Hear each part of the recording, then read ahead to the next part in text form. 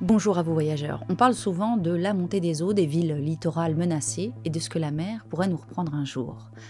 En fait, on sait que sous les vagues dorment des royaumes entiers, des cités disparues, parfois bien réelles, parfois à la frontière du conte. Alors moi j'ai voulu comprendre si ces royaumes engloutis n'étaient que des mythes ou la mémoire d'événements bien réels. Et en creusant, un monde entier s'est ouvert. Des continents effacés, des villes sacrées, des histoires de dieux, de rois, de vagues colossales et des mondes disparus dont vous n'avez probablement jamais entendu parler. Je vous emmène découvrir des royaumes engloutis, des fragments de vérité mêlés à des siècles de légendes, où la mer est tour à tour juge, tombeau et témoin. Mais avant toute chose, soyez les bienvenus sur ma chaîne La Carte du Surnaturel. Je m'appelle Marie-Élise, j'étudie les lieux étranges et j'enquête sur les mystères de notre planète. Si ça vous intrigue, n'hésitez pas à vous abonner. Sachez aussi qu'on est en direct quasiment tous les mercredis soirs à 21h ici sur YouTube et que devenir membre vous donne accès à des contenus cachés. Allez, c'est parti!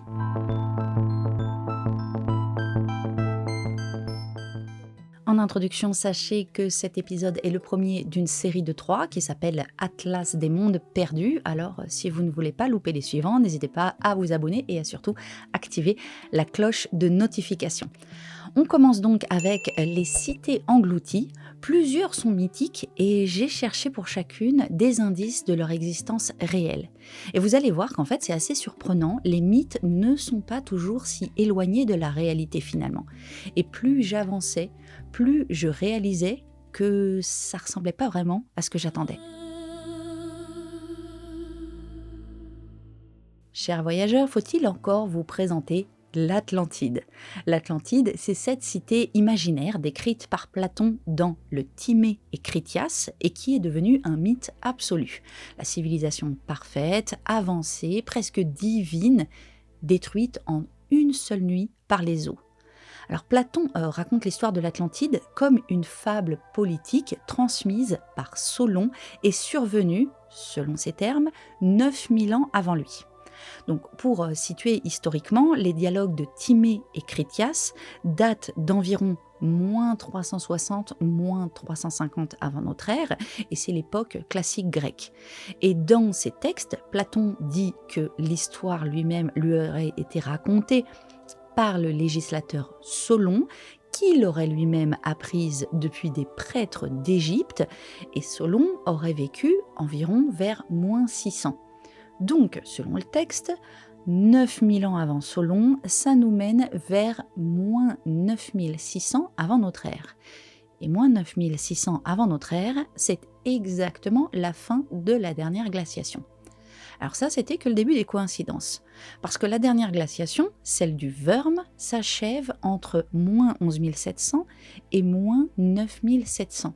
C'est le moment où ce qu'on appelle le Younger Dryas prend fin. C'est environ moins 9600.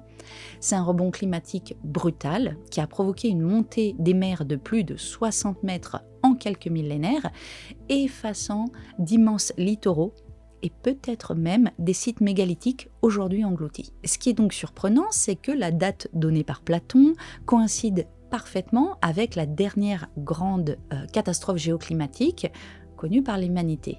Et même si le récit est symbolique, le timing finalement est assez troublant.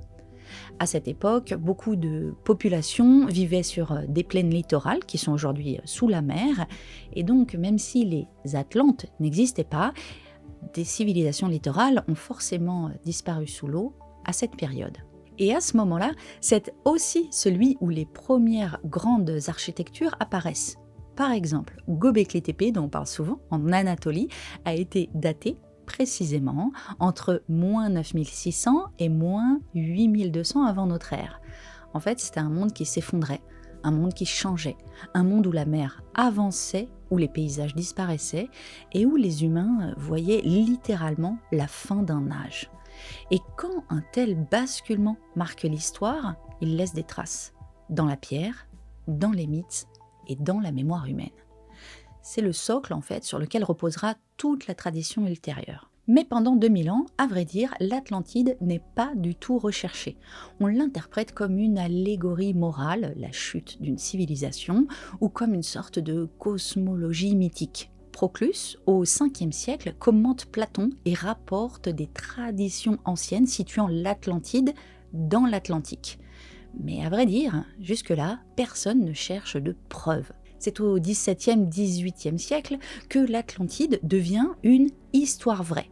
À partir de la redécouverte des textes antiques et du développement de la géographie, plusieurs auteurs commencent à spéculer. Au XIXe siècle, les théories prétendument scientifiques sur l'Atlantide explosent. En 1882, l'Américain Ignatius Donnelly publie Atlantis, The Antediluvian World, le monde antédiluvien, un ouvrage qui deviendra l'un des plus influents jamais écrits sur le sujet. Il y affirme que toutes les civilisations anciennes descendraient d'un continent-mer englouti, établissant pour la première fois des liens directs entre l'Atlantide, l'Égypte et les Amériques. Et là, c'est le véritable point de départ de la pensée alternative moderne. Au début du XXe siècle, l'idée est reprise par les courants ésotériques. Helena Blavatsky, dans La doctrine secrète en 1888, transforme l'Atlantide en l'une des plus grandes racines de l'humanité, tandis que Rudolf Steiner, quelques années plus tard, développe une Atlantide ésotérique qui nourrit toute une tradition mystique européenne. Ces auteurs ne font pas de recherche archéologique, mais ils popularisent massivement le mythe. Et au milieu du XXe siècle, les premières recherches modernes sur l'Atlantide apparaissent. En 1969, la fondation Edgar Cayce finance des explorations aux Bahamas, convaincue que les fameuses structures rocheuses de Bimini, les fameuses Bimini Road, pourraient être les restes de la cité engloutie. L'idée marque durablement la culture populaire et nourrit une vague de documentaires, parmi lesquels The Search for Atlantis, qui est de National Geographic en 1979, ou encore In Search of Atlantis, présenté par Leonard Nimoy en 1973 et qui est devenu culte pour les amateurs de mystère. À la fin du XXe siècle et au début du XXIe siècle, les recherches prennent un tournant plus scientifique. L'archéologue français Jacques Collina-Girard étudie les variations du niveau marin entre 1978 et 1990 et propose que l'Atlantide pourrait se situer près du détroit de Gibraltar, dans une zone aujourd'hui submergée qui s'appelle Spartel, et c'est une thèse qu'il développe dans L'Atlantide retrouvée en 1999. Mais la théorie la plus pop culture du 21e siècle, c'est quand même l'œil du Sahara. Alors en fait, ça s'appelle la structure de Richa, et depuis 2018, elle est appelée l'œil du Sahara, et elle devient virale dans les milieux alternatifs. Alors pourquoi ? Parce que déjà c'est une forme circulaire quasiment parfaite, de 40 km de diamètre. Elle ressemble énormément à la description de Platon, avec des anneaux concentriques, et elle est positionnée au bord de l'Atlantique. Alors bon, ceci dit, on précise qu'elle aurait environ 100 millions d'années, donc scientifiquement c'est pas vraiment compatible, mais l'imaginaire adore, visuellement, c'est l'Atlantide. Et tout cela, malgré le fait que des articles du CNRS et de la NASA le confirment, l'œil du Sahara est un dôme géologique érodé et pas une ville.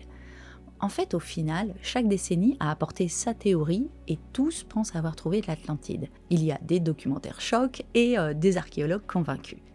Et malgré toutes ces explications scientifiques, plus je remontais ces théories et plus une idée me revenait.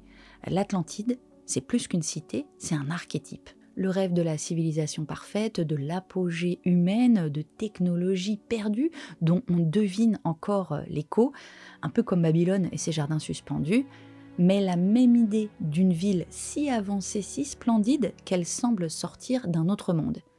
Et puis comme souvent dans les mythes fondateurs, tout se termine mal. La chute, la punition divine, l'arrogance collective qui attire la catastrophe.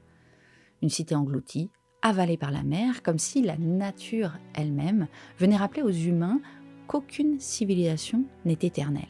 L'Atlantide, en réalité, elle parle pas d'un lieu, elle parle de nous, de notre fragilité et de la peur viscérale que tout ce que l'on a construit puisse disparaître du jour au lendemain. Mais en fait, cette peur, elle n'est pas qu'imaginaire, car la réalité qui suit est encore plus troublante. Car il y a bien une cité, brillante, exubérante, somptueuse, qui s'est réellement laissée engloutir. Une ville de marbre, de villas dorées, de thermes gigantesques, décorées de mosaïques éclatantes. Une ville de fête, de plaisir, de villa impériale, où les plus puissants venaient s'oublier sous le soleil. Cette ville, c'est Baiae. Baiae, à l'époque, c'est la station balnéaire la plus extravagante de la Rome antique. C'est un peu le Las Vegas de Rome. Elle est perdue, non pas dans un mythe, mais sous 6 mètres d'eau, à cause des mouvements volcaniques des champs Flégréens. Et le plus fou, c'est qu'on peut la visiter, marcher ou plutôt plonger dans ces rues submergées. On peut suivre ses murs, ses bassins, ses colonnades, voir les mosaïques encore en place. Comme si la ville attendait, patiente, que quelqu'un la ramène à la surface. Alors, contrairement à l'Atlantide, qui disparaît dans un cataclysme soudain, presque théâtral, Baiae n'a pas coulé d'un seul coup. Elle n'a pas été avalée par la colère d'un lieu. Elle s'est tout simplement affaissée, lentement, année après année. Siècle après siècle, Baiae a glissé sous la mer comme si son sol s'était transformé en un immense ascenseur naturel. Ce que c'est d'ailleurs, puisqu'en fait ce mécanisme porte un nom, c'est le bradyséisme. En fait, c'est un phénomène géologique rare, caractérisé par des mouvements verticaux du sol, lents mais puissants, avec des montées et des descentes répétées, avec une amplitude qui peut atteindre plusieurs mètres, qui est liée à des chambres magmatiques peu profondes sous la croûte terrestre. Je trouve ça absolument fascinant. En gros, le sol respire, et il monte, il s'affaisse, il remonte, il replonge. Et Baiae se trouve en plein cœur d'une zone où la Terre respire depuis des millénaires. La caldeira des champs Flégréens, c'est en fait un super volcan endormi. Et du coup, le sous-sol de la baie de Naples est instable, saturé de gaz, de magma et de vapeur. Des quartiers entiers, encore aujourd'hui, sont surveillés au centimètre car les habitants voient les trottoirs monter ou descendre d'une année sur l'autre. Et entre l'Antiquité et le Moyen-Âge, la zone a subi plusieurs épisodes assez forts de bradyséisme. Il y a eu un affaiblissement progressif des structures, des inondations partielles de quais et de thermes, des effondrements de terrain, une submersion complète de villas impériales, une montée discrète mais inexorable des eaux, mais surtout un affaissement du sol. Résultat, les jardins, les piscines, les mosaïques, les salons où festoyaient les empereurs et généraux se sont retrouvés à 6 ou 7 mètres sous la surface. Comme d'habitude, une petite interruption pour vous préciser que cet épisode est sponsorisé par vous. C'est grâce à vous si on arrive à faire connaître un peu notre chaîne et nos recherches sur ces domaines que peuvent être l'étrange, le surnaturel, le bizarre. Vous imaginez bien que c'est pas très facile sur YouTube de faire percer ce genre de sujet, notamment parce que YouTube ne sait pas toujours à quel public le recommander. Donc écoutez, si vous faites partie des 500 premières personnes qui voient cette vidéo, sachez que vous pouvez faire la différence pour nous, parce que c'est sur ces 500 premières vues que YouTube se base pour savoir s'il va recommander à plus de monde. Donc si ça vous a plu, n'hésitez pas à nous mettre un like, à booster la vidéo si vous le souhaitez. Ça se fait uniquement sur téléphone. En mettant un like, il va vous proposer de booster la vidéo, à nous laisser des commentaires, parce que ça aussi, non seulement ça aide pour le référencement, mais en plus, j'adore vous lire. Voilà, j'ai oublié la fin de mon insert, c'est pas grave, je vous laisse retourner à l'histoire. Et ça continue encore de nos jours, puisque en ce moment, il y a une crise de bradyséisme qui a débuté en 2005 et l'endroit est extrêmement surveillé et c'est certainement l'un des plus surveillés d'Europe. Alors est-ce que Baiae pourrait ressurgir un jour? Eh bien, les scientifiques le pensent. Et cette histoire-là, avouons-le, est à peine moins incroyable que celle de Platon. Baiae nous montre comment une ville disparaît lentement, presque tendrement avalée par la terre. Mais sur les rivages du nord-ouest, la mer raconte une toute autre version. Là-bas, on dit qu'elle peut dévorer une cité en un instant. Et ces histoires portent des noms. Is et Lyonesse. La mer y raconte une histoire bien plus brutale. Deux récits parallèles, deux côtes atlantiques, un même motif. Une cité brillante, bâtie trop près de la mer, engloutie en une nuit. Alors, je dois vous avouer qu'en commençant mes recherches, je connaissais absolument pas Lyonesse, bien que je l'ai vu évoquer dans l'excellente saga Les Dames du Lac de Marion Zimmer Bradley, qui est une référence pour moi sur l'univers arthurien. Is, par contre, pour tous ceux qui aiment la féerie médiévale, les contes bretons, les légendes de l'Ouest, c'est impossible d'y échapper. Is, c'est un conte qu'on porte, sans même s'en rendre compte, comme un parfum de tempête. On est au bord du monde. Un cavalier se tient quelque part entre les falaises de Cornouailles et la brume bretonne. La mer est noire, mais la ville devant lui brûle encore d'une lumière dorée. Des tours, des arcs, des passerelles suspendues, une cité presque trop belle pour être vraie. Le cavalier ne sait pas encore que ce sera la dernière fois qu'un être humain posera les yeux sur elle. Il voit les portes d'or se refermer, il entend les cloches sonner une dernière fois, étouffées par le vent, puis il perçoit un grondement, un souffle, et derrière la digue, un mur d'eau. On dit qu'il a talonné son cheval à temps, qu'il a galopé à en perdre la raison, les vagues frappant sa monture, les éclats de lumière avalés un à un. Et quand il se retourne, la ville n'existe plus, juste l'écume et un silence qui ressemble à un secret. Ce cavalier, c'est parfois le roi Gradelon, parfois un chevalier sans nom.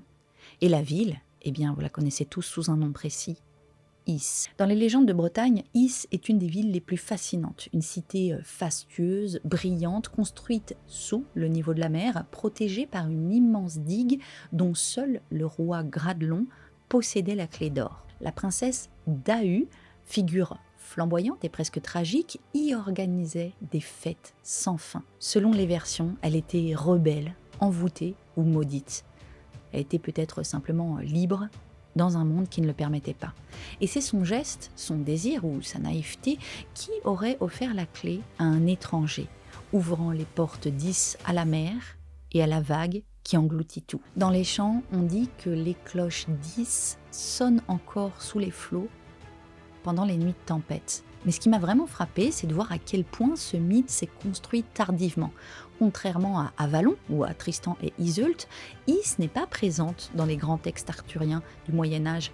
La légende est probablement orale, transmise en Bretagne et puis fixée très tard. Les premières mentions vagues, qui peuvent y faire allusion, parlent d'une cité engloutie ou submergée, sans la nommer explicitement. La première version clairement identifiable d'Is apparaît dans Lévi des Saints de la Bretagne armorique, qui date de 1620 et qui a été écrit par Albert le Grand. Il y raconte la fuite du roi Gradelon, sauvé par Saint Guénolé, alors qu'une ville somptueuse est engloutie sous les flots. Ici, le nom d'Is n'apparaît toujours pas, mais c'est bien la structure du mythe. Une cité pécheresse détruite par les eaux et un roi sauvé miraculeusement. Le tournant majeur, c'est Théodore Hersart de la ville marquée avec Barzaz Breis, qui date de 1839. C'est un ensemble de chants recueillis et réinterprétés du folklore breton. Et la légende y prend vraiment sa forme définitive. La ville marquée, l'auteur, y introduit la figure de Dahu ou As. Il fixe clairement le nom d'Is et décrit la cité comme une ville de débauche qui aurait succombé à une vague divine. Il inscrit dans l'ensemble toute une lecture morale profondément chrétienne. À partir du XIXe siècle, la légende d'Is inspire une véritable avalanche d'œuvres. Alors il y a Émile Souvestre qui évoque déjà une ville engloutie bretonne dans Les Derniers Bretons en 1836, Édouard Lalo qui popularise massivement le mythe avec son opéra Le Roi d'Is en 1888 et Paul Sébillot dans Légendes et curiosités des pays de France qui a été publié en 1904 qui classe Is parmi les grandes villes englouties du folklore, contribuant à fixer définitivement sa place dans l'imaginaire. Alors j'en profite pour placer une référence assez sympa. Si comme moi vous êtes rôliste et que vous aimez cet univers, penchez-vous sur le jeu de rôle Les Héritiers. C'est fait par une petite maison d'édition indépendante française et ça se base sur toute la mythologie arthurienne. C'est vraiment un jeu super. Mais revenons à nos cités englouties européennes, car en faisant mes recherches, j'ai trouvé autre chose d'assez intéressant. Sur l'autre rive de la Manche, il y a une autre histoire qui raconte exactement la même chose. Lyonesse, le royaume disparu des Cornouailles, là où un seul chevalier, parfois Tristan lui-même, échappa à la vague. 2 pays, 2 mythes, une seule image, une ville avalée par la mer en une nuit. Comme si les peuples avaient gardé la mémoire d'un même traumatisme, mais qu'il était raconté dans 2 langues différentes. Contrairement à Is, dont la version moderne est profondément bretonne, Lyonesse naît dans un contexte plutôt britannique, fortement lié aux légendes arthuriennes, mais là encore, l'histoire est un peu plus complexe qu'on ne le croit. Il n'y a pas trace de Lyonesse dans les textes arthuriens médiévaux classiques, c'est-à-dire avant le XIIIe siècle. Dans les textes fondateurs de la matière de Bretagne, Chrétien de Troyes, Geoffroy de Monmouth, les premiers cycles, Lyonesse n'apparaît pas en tant que royaume englouti. Le nom existe sous d'autres formes, Lyon, avec ES à la fin, mais pas E2SE, mais ça désigne pas encore une cité submergée. Dans le cycle arthurien tardif, XIIIe siècle, Thomas Malory, avec son œuvre Le Mortet d'Arthur, vers 1470, mentionne Lyonesse comme le lieu d'origine de Tristan, le fameux amoureux d'Iseult. Lyonesse n'est toujours pas à ce moment-là un royaume englouti, mais c'est une terre légendaire, une province, une région mythique proche de la Cornouaille, un territoire associé aux chevaliers de la table ronde. À partir de la Renaissance, le récit se transforme et certaines cartes commencent à suggérer l'existence d'un territoire submergé entre les Cornouailles et les îles Scilly. Et ce glissement est hyper important parce que les Scilly étaient autrefois une seule grande île et la montée du niveau marin est réelle. Certains historiens locaux évoquent alors une terre perdue. Et malgré toutes ces versions, une chose persistait. Cette sorte d'impression de déjà-vu. En fait, c'est à cette époque, à la Renaissance, que Lyonesse commence à être associée à une disparition sous la mer. Au XIXe siècle, Lyonesse devient un royaume englouti, même si l'idée avait germé plus tôt, avec William Camden, par exemple, dans son Britannia, publié en 1607, et Richard Carew, dans son Survey of Cornwall de 1602, qui rapportait des traditions locales parlant d'un pays perdu sous la mer. Les poètes et les folkloristes romantiques du siècle suivant popularisent alors une vision mélancolique de la terre perdue dans la mer, et Lyonesse prend définitivement la forme d'un royaume vaste et fertile, englouti en une nuit, ne laissant qu'un seul survivant. Et à partir de là, Lyonesse rejoint presque parfaitement Is dans sa structure narrative. Alors bien sûr, ces terres englouties, elles ont une fonction mythologique évidente, rappeler que la mer punit l'orgueil, qu'elle corrige les excès, et puis qu'il y a quelque part, entre les falaises et la brume, déjà un autre monde. Mais Lyonesse, avec cette idée non pas d'une ville, mais d'une terre submergée par les eaux, a attisé ma curiosité. Alors j'ai cherché, et c'est là que j'ai découvert Dodgerland. À ce moment-là, c'est assez surprenant. Parce que je suis là, tombée sur quelque chose de bien plus vaste qu'une ville, bien plus vaste qu'un royaume. C'est un continent entier disparu sous les flots.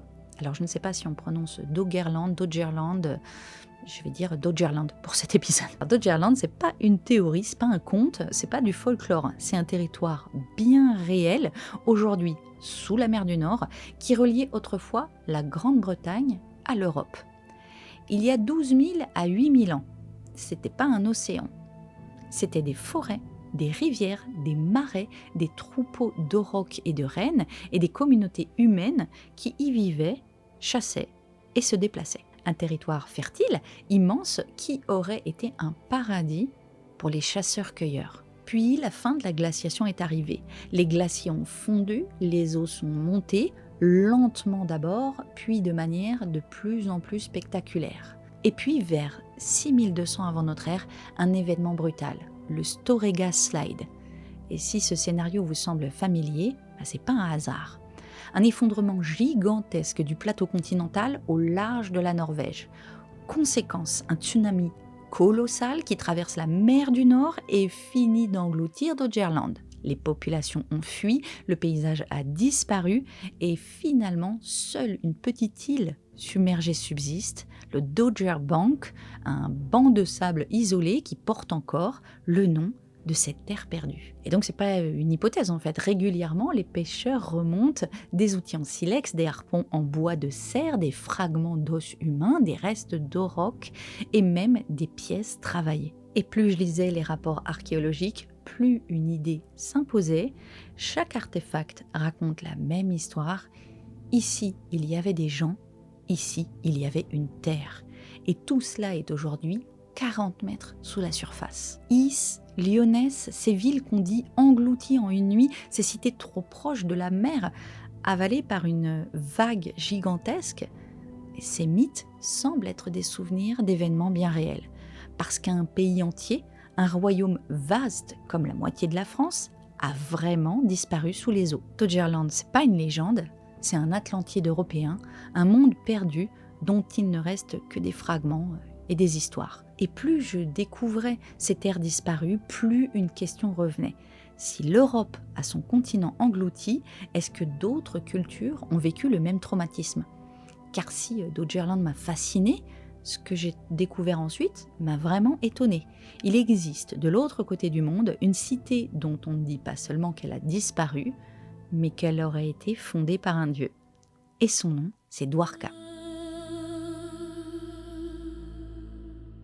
Dans les récits du Mahabharata et des Puranas, Dwarka est la ville du dieu Krishna, son refuge, son royaume, son sanctuaire terrestre.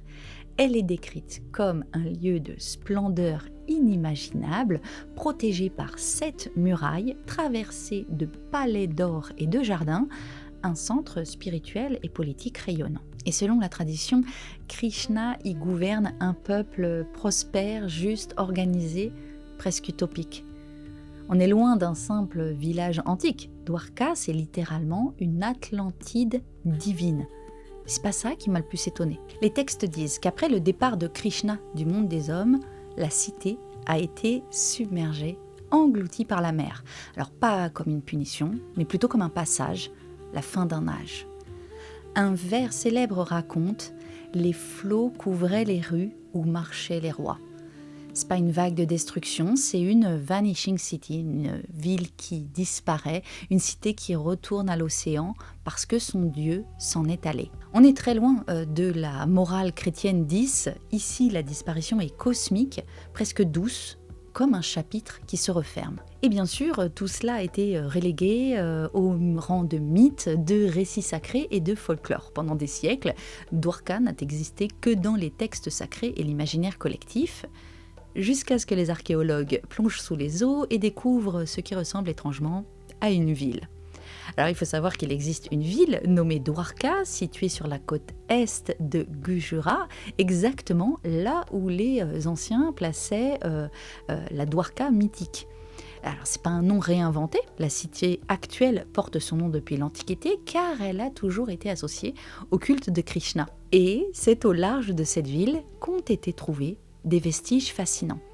En 1983, puis dans les années 2000, des campagnes de plongée organisées par le National Institute of Oceanography de l'Inde ont révélé des structures en pierre sous-marine, des murs rectilignes, des alignements de blocs, des objets datés provisoirement entre 3500 et 1500 avant notre ère, et des traces d'occupation humaine sur l'emplacement aujourd'hui submergé. Alors, rien ne permet d'affirmer que c'est la Dwarka mythique, mais tout indique qu'une ville ancienne a bien existé là où les textes la situaient. Et surtout, elle a réellement été recouverte par la mer. Graham Hancock, un auteur très suivi dans les milieux de la recherche non conventionnelle, qu'on dit alternative, en parle dans son ouvrage Underworld, qui est paru en 2002.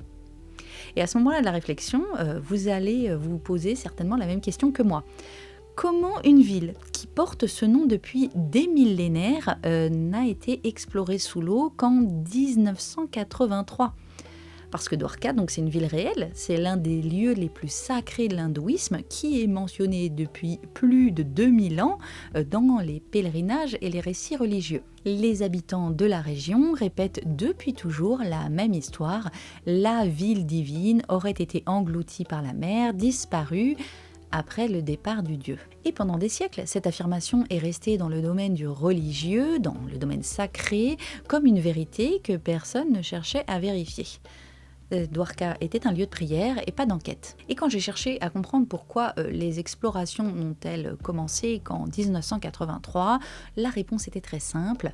Avant, c'était pas possible. L'archéologie sous-marine en Inde est extrêmement récente. Avant les années 70, il n'existait ni sonar performant, ni cartographie précise des fonds, ni équipe spécialisée capable de travailler en profondeur. Même si quelqu'un avait voulu vérifier la légende, la technologie n'était tout simplement pas disponible. Il aurait donc fallu attendre la création du National Institute of Oceanography, l'Institut national d'océanographie, en 1966, pour que les premières campagnes sous-marines dans les années 80 permettent de regarder ce qui se cachait sous les eaux de Dwarka. Bon, moi je vous avoue que ça me dépasse un peu ce narratif, d'autant que les principales zones explorées par le NIO se situent à environ 3 à 7 mètres de profondeur près de la côte actuelle. Certaines structures isolées descendent à 10 mètres, mais rarement plus. Et c'est des profondeurs largement atteignables en plongée sous-marine. Alors pour information, un humain non entraîné peut aller à 5 voire 7 mètres de profondeur. Et le record français qui a été battu il y a quelques jours par Stéphane Toureau, équipé en apnée, c'est de 141 mètres. Enfin bref, Dwarka n'aurait donc pas coulé dans un gouffre, mais elle a été recouverte par une montée progressive du niveau marin qui est cohérente avec l'évolution du littoral au cours des derniers millénaires. Et là encore, les anciennes légendes se confirment. Et puis en poursuivant mes recherches, j'ai découvert que l'Inde ne contenait pas qu'une seule Atlantide. Il existe tout au sud un autre récit, un récit plus vaste, plus politique, presque mythologique, dans le sens le plus ancien du terme. Son nom, c'est Kumarikandam. Dans la tradition tamoule, Kumarikandam représenterait une terre immense, un continent situé au sud de l'Inde, aujourd'hui entièrement submergé. On y place parfois l'origine des premiers rois, des poètes tamouls, d'une civilisation raffinée et même des rois sangam, des académies mythiques de littérature. Ce continent disparu serait le berceau d'une culture ancienne, antérieure aux dynasties historiques. C'est donc pas une cité, c'est pas un royaume, mais c'est un monde englouti. Et là, je commençais à voir apparaître un schéma, comme si chaque culture cherchait à préserver un souvenir que le temps tente d'effacer. Les mentions de terre perdue apparaissaient déjà dans certains textes tamouls traditionnels, mais le mythe a pris une nouvelle dimension une fois de plus au XIXe siècle, quand les orientalistes européens et des savants tamouls associent Kumarikandam à la Lémurie, un continent hypothétique imaginé pour expliquer la répartition de certaines espèces fossiles. Et plus j'explorais toutes ces théories, plus un motif revenait, des cités brillantes, des terres effacées et des mémoires englouties. Ces mémoires, elles ne sont pas seulement dans les livres, mais parfois aussi juste sous nos yeux. Et il s'agit de les interpréter, et c'est justement ce qui m'a préparé à ce que j'allais découvrir au Japon. À 7000 km de là, un plongeur local a découvert une sorte de pyramide sous-marine géométrique massive découpée comme un monument et pourtant plongée dans le silence bleu de l'océan. Un jour de 1985, l'instructeur de plongée japonais Kihachiro Aratake descend dans les eaux cristallines au sud de Yonaguni, la plus occidentale des îles du Japon. La lumière est encore vive en surface, mais à mesure qu'il plonge, tout devient d'un bleu profond, lourd, presque silencieux. Les particules de sable dansent autour de lui comme des étincelles. Il cherche simplement un nouveau site pour observer les requins marteaux. Rien de mystérieux, jusqu'au moment où le relief bascule. Sous lui, une masse gigantesque apparaît, posée sur le fond marin comme un monument oublié. D'abord, il croit à une falaise. Puis il s'approche et distingue des marches taillées dans la roche, des terrasses immenses, des plateformes qui s'empilent comme les niveaux d'un ziggurat antique, des arêtes droites, nettes, presque trop parfaites pour être naturelles. Il passe la main sur l'une d'entre elles, la pierre est froide et la ligne étonnamment franche. C'est grand, très grand, environ 150 mètres de long, 25 mètres de hauteur. Une silhouette de pyramide endormie éclairée par des raies de lumière verte qui filtrent depuis la surface. À cet instant précis, Aratake vient de révéler ce qui deviendra l'un des plus grands mystères archéologique du Japon. La pyramide de Yonaguni était née. Le débat est intense. D'un côté, certains affirment que c'est une formation naturelle. Certains géologues, comme Robert Schoch, expliquent que Yonaguni est composé de grès et de mudstone, des roches qui ont tendance à se fracturer naturellement en plan régulier. La mer, les courants, l'érosion, tout cela pourrait produire des arêtes très droites. En gros, la nature peut sculpter des angles droits parfaits, ou quasiment, ce qui est vrai. Mais d'autres pensent que c'est une structure modifiée par l'humain. Des chercheurs comme Masaaki Kimura de l'université de Ryukyu pensent qu'il y a trop d'angles parfaits, trop de plateformes régulières, trop de marches pour que ce soit un hasard. Kimura croit que des terrasses, des escaliers et même des formes sculptées laissent penser que l'homme aurait au moins aménagé la structure naturelle il y a plusieurs milliers d'années. Peut-être un lieu rituel, peut-être un vestige d'une culture littorale disparue lors de la montée des eaux progressive post-glaciaire. Peut-être rien du tout ou peut-être quelque chose de bien plus ancien. Le mystère reste entier. Et ce qui rend Yonaguni fascinante, c'est qu'elle apparaît exactement là où des mythes locaux racontent déjà l'existence de terres perdues. Les îles Ryukyu ont souffert de montées drastiques des eaux à la fin de la dernière glaciation. Des récits anciens parlent de villages côtiers disparus. Des traditions évoquent des royaumes sous-marins, parfois liés aux dragons marins japonais qu'on a déjà évoqués sur cette chaîne. Et une fois qu'on rassemble ces histoires, une autre question apparaît. Presque naturellement. Va-t-on découvrir un jour que Yonaguni n'est pas qu'un caprice de la géologie, mais le vestige d'une civilisation littorale oubliée, engloutie comme Lyonesse, comme Is, comme Dwarka? Peut-être. L'histoire nous a montré qu'il suffit parfois d'un simple fragment pour que ce que l'on croyait être juste du folklore rejoigne le domaine de l'histoire.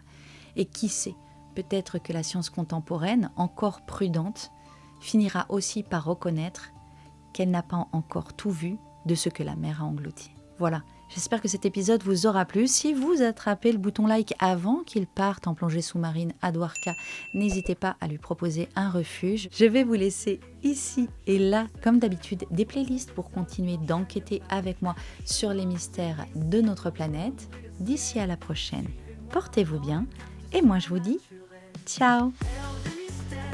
Le dragon. J'ai fini. J'ai faim. Ah oui, jusqu'à ce qu'elle mange. Elle va être très relou. Ça ira dans le bêtisier sans se cire.